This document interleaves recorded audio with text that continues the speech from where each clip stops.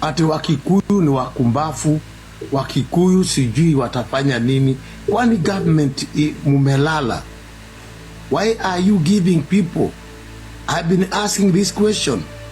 Why are you giving people that more power?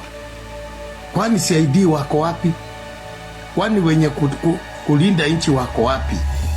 Nchi hii imekuwa na marais wengi. William Ruto sio rais wa kwanza.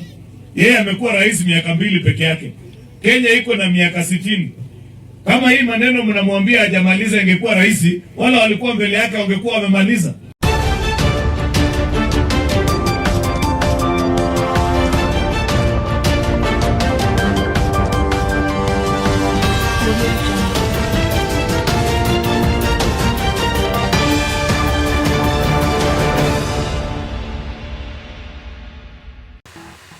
Yes, a few days back, Pastor NGANGA came out to reveal that there is a scheme which is aimed at tribalizing this nation, and it is headed by William Ruto. William Ruto goes around the country selling himself as a non-tribalist, yet in the actual sense, the things which are put in place is one of the biggest tribalists. It's now very clear that William Ruto is using a scheme of isolating Mountain Kenya, of labeling them as tribalist, after knowing that the mountain will no longer vote for him after the impeachment of Rigathi Gachagua, and is somehow getting successful only to those people who don't see far. I know there is a lot of opposition against William Ruto because he has failed to deliver on his promise. It's the first time in history where every sector is opposing to William Ruto. The church, and by the all churches, from Catholics, Pentecostals, Seventh-day Adventists, the pastors, okay, civil rights organizations are coming out to oppose William Ruto, and is flipping it to look like is as if it's tribal. All his lieutenants from Murkomen, Oscar Sudi, came out to say that they're opposing William Ruto because he's a Kalenjin. Yes, it's not true. Because even when the Jainzis went on the streets, we saw demonstrations even within Rift Valley from Eldoret, etc.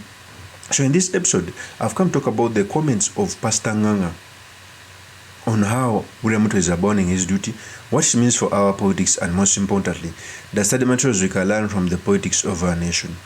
But before I do this, I want to know that if you're new to this channel, please subscribe. If geopolitics and economics is what you want, this will be definitely the right channel for you to subscribe to.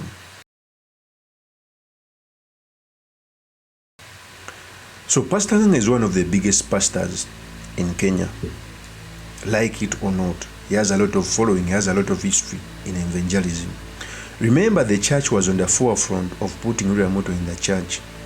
I followed the 2022 general election.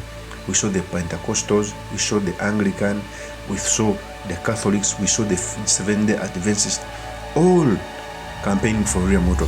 And today they're on the forefront of criticizing him, of wanting him to go, because he failed to deliver. And right now, as it stands, I think William Ruto lost the favor of Kenyans. One of the techniques used by very many politicians, if he loses a favor, he immediately waves a tribal card.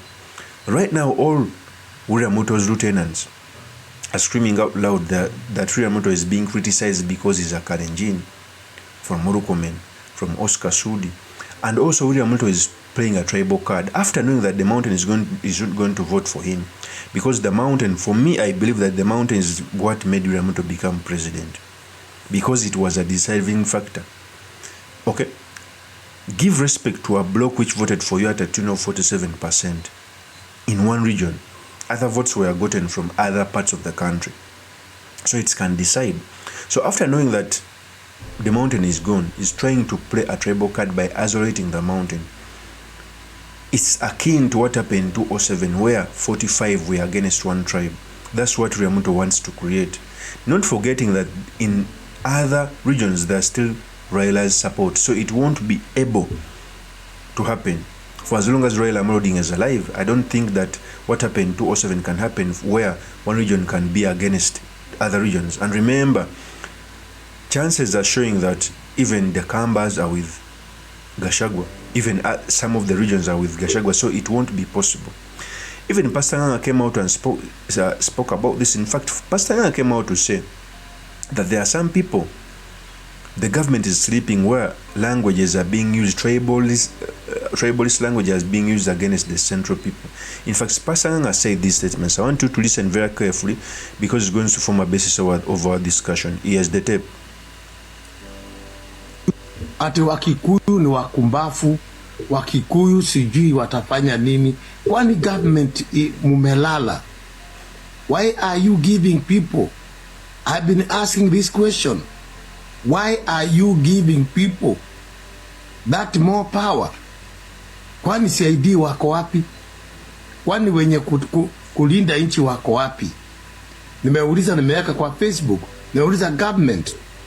Why these people can given watapewaji nafasi hiyo na simu naweza ukaitreat mtu? How can these people be given that time to spoil the country?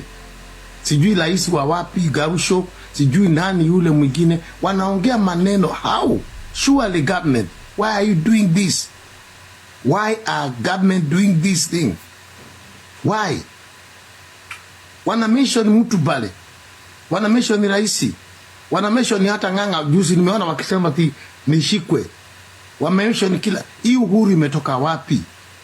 I am asking this government, sababu ile ilikuwako. Mimi nilishikwa kwa kutaja mtu mmoja wa media, na si kumtaja, aliongea kitu akakemea makanisa, mimi nikasugumuza. So that is Pastor Nganga. When you clearly listen to what Pastor Nganga said, he's coming out to say that there is a scheme of isolating the Kikuyus. And remember, when you want to note the trajectory whether something is being entrenched or paid for, you look at what is being said in Bunge la Wananchi. There's a time where Bunge la Wananchi all came and passed on the same message, a similar message. Okay? And when you clearly see that they normally attack Kikuyus, isolating them, now even other leaders on the top, at first they were attacking RUTO because they are not, majority of the Bunge la Wananchi never supported RUTO. But when he started working with Raila, we started seeing a shift. That's the truth. The words which are being used, and now even the lieutenants of William Ruto who come out to say that Ruto is being opposed because he's a Kalenjin, they are waving tribal cards, yet Ruto has been opposed on account that he has failed to deliver. You know, the problem with William Ruto is a very good speaker and he promises a lot. Sometimes he even promises something he cannot deliver. That's the truth. He promises things he cannot deliver. And that brings a problem. Now his lieutenants are coming out to say that the problems of Kenya, okay, have been there, that William Ruto cannot solve all of them. But he's the one who normally comes out to promise things he cannot do. And Kenyans are now holding him to account. I realize that whenever people love you so much, they also put their trust in you at that level. And if you start to fall short of what you promised, then things turn. There's a tape I saw of Aaron Cheriot, I think is the minority whip in the Senate, majority leader, if I'm not mistaken, in the Senate. He came out to say that the problems of Kenya, Ruto cannot solve because even other leaders didn't solve them. And I think they are changing tune. At first, when William Ruto was campaigning, he promised to solve those problems. Now that they are failing, they are coming out to say that he can't solve them. Then what's the use of William Ruto being in power? In fact, Aaron Cheriot said these statements. Tukosoane kwa njia ya heshima. Nchi hii imekuwa na marais wengi. William Ruto sio rais wa kwanza. Yeye amekuwa rais miaka 2 peke yake. Kenya iko na miaka 60. Kama hii maneno mnamwambia hajamaliza, ingekuwa rais, wala walikuwa mbele yake wangekuwa wamemaliza. Haijamalizwa kwa sababu sio rais. Na pia msitufanye ni kama sisi ni wageni tumetoka Uganda.